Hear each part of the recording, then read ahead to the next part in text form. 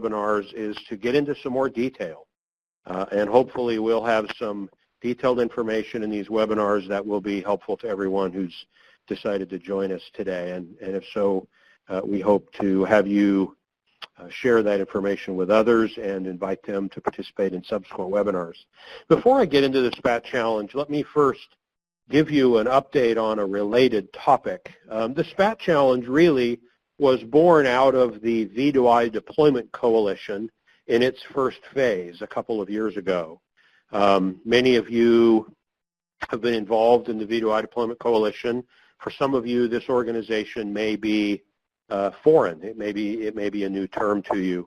The V2I Deployment Coalition is an organization set up by AASHTO, ITE, and ITS America to facilitate a broad base of discussion and coordination from all the entities involved with V2I deployment, and to encourage those kinds of conversations and working groups.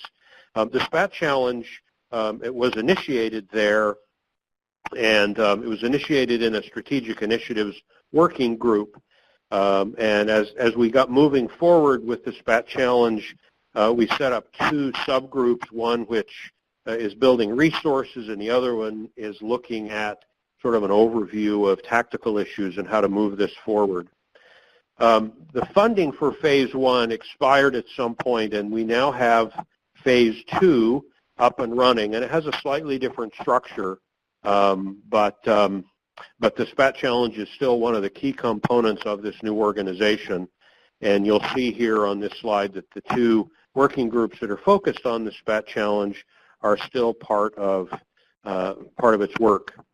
The first phase of the Deployment Coalition had 5 working groups in it, and some of you may have been involved with some of those working groups. The second phase has 3 working groups, and this slide shows you what those 3 groups are and who chairs them and when they're holding monthly online meetings. There may also be once or twice a year a face-to-face meeting involved with the Deployment Coalition, and that will be announced as we move forward.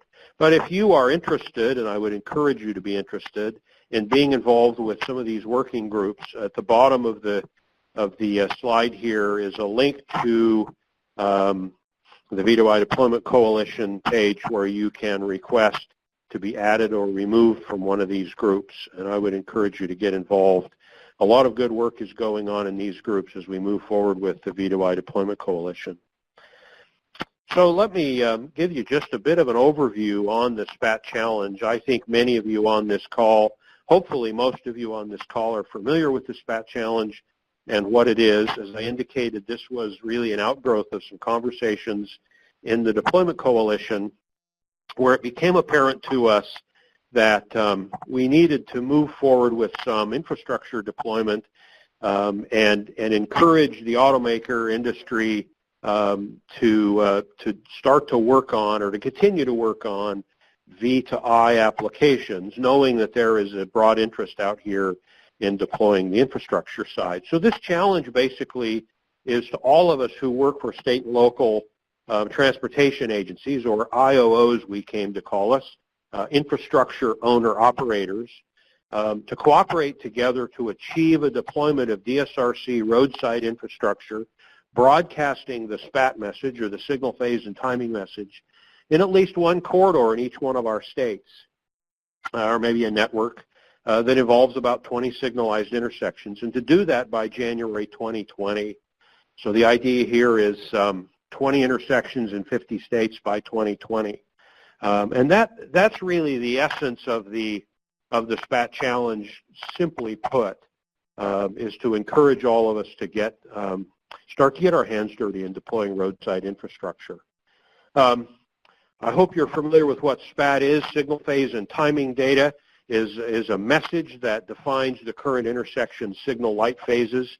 It talks about the current state of all the lanes as well as any active preemption and priority.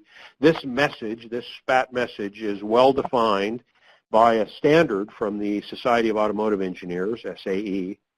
It's in J2735, that's the standard number. And there will be a subsequent webinar that talks a lot about the SPaT message and what's defined in the message and what isn't, which parts are are optional, which parts are mandatory, and how to build those messages. But that's what the SPaT message is. And the root of the SPaT challenge is to build infrastructure to broadcast that message at our intersections. Now, we recognize that there's more to it than that, and we really need to be broadcasting a map message as well, and ultimately some other things, and we'll talk more about those in subsequent webinars. The real purpose of this challenge is to give us, at the state and local level, the infrastructure owner-operators, an entry into DSRC-based V2I deployment for us to gain experience with how to procure and license and install and operate this equipment. It will give us each the experience to lay the groundwork for more advanced V2I deployments later, and it also allows us to show a commitment to the automakers and the developers of applications that we're interested in and want to encourage the deployment of V2I systems. I like to think of this as analogous to some of our early fiber deployments where 15, 20 years ago when we started to lay fiber alongside our roadways, there often wasn't anything for the fiber to communicate with. It was just there. Knowing that in the longer term, as we built more and more of it and started to expand our ITS networks, that the fiber would become very useful to us. By itself, the broadcast of a SPaT and map message at an intersection, and that alone, doesn't really achieve any outward benefits. The benefits it does provide is it helps us to learn how to do that. It gets us ready for the future as this comes at us, and it shows a commitment. And I think those are important to keep in mind. So as we do the SPaT challenge, we're all more prepared then to be to be able to send messages to and receive messages from DSRC-equipped vehicles. It gives us a location where we can continue to develop and test other sorts of applications once we get SPaT map broadcast up there, and it supports the deployment of other applications we may want to do on our corridors. And here are a few of them that people are actively working on in various places and in some cases have deployed. In the long term, what we really are looking for here is widespread deployment of V2I infrastructure and applications, because we know those have an enormous safety benefit. The safety pilot tests in Michigan a few years ago demonstrated that V2V and V2I applications could be beneficial, that we could save lives with these systems in addition to improving mobility. And so we think there's a lot of value in doing this. We just have to start somewhere, and the SPaT challenge allows us to do that. At some point, we are hoping for a high penetration rate in vehicles, and we can help facilitate that with our own agency vehicles in addition to the OEM-produced vehicles, and the SPaT challenge gets us ready for that longer-term goal. I like to say that we really need to start small and then scale up. We're not going to get to high penetration either on the infrastructure or in the vehicles in a really short time. We're not going to have all kinds of applications available in the real short term. Those are long-term goals. But we have to start somewhere, and we need to start small, something that's manageable as we all learn and go through the learning curve, and then scale up from there. I hope you're aware that the home for our SPaT challenge information is at the National Operations Center of Excellence, the organization that's sponsoring our webinars today and the next several webinars. The email address, the web address for the Operations Center SPaT Challenge site is shown at the bottom of this screen.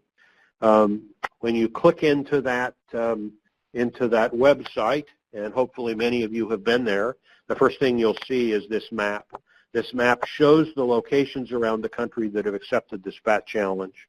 The green pins in particular are those places that have accepted the SPaT challenge. The blue pins show those locations that have moved ahead and actually deployed and have their systems operational and are actively broadcasting SPaT and map messages.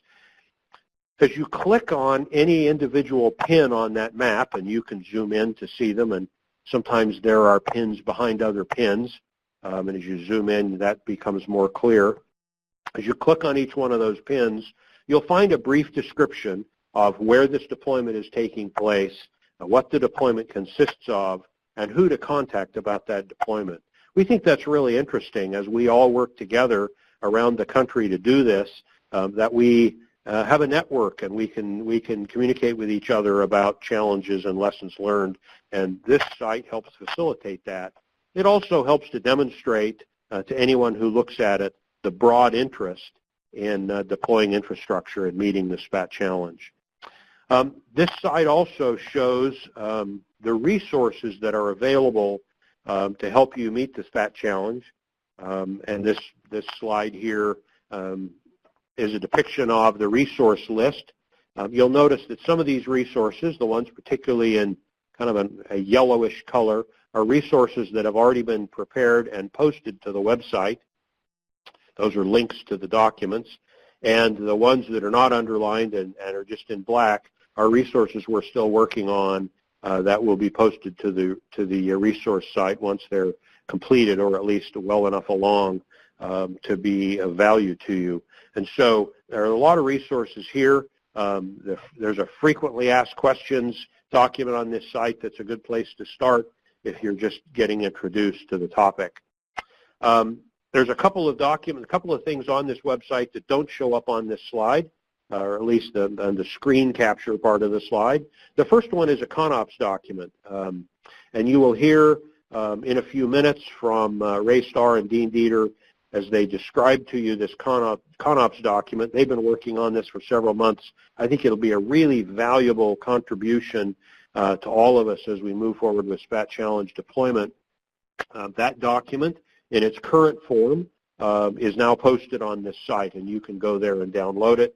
It's also available through this webinar.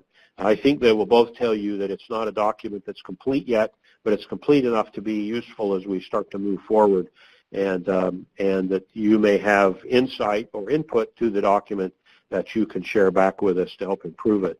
Secondly, this and subsequent webinars will be recorded and posted on this site, and the schedule for these webinars is on this site. So this is really a one-stop location for all things about the SPaT Challenge, and I would encourage you to visit it, find out what's there, and revisit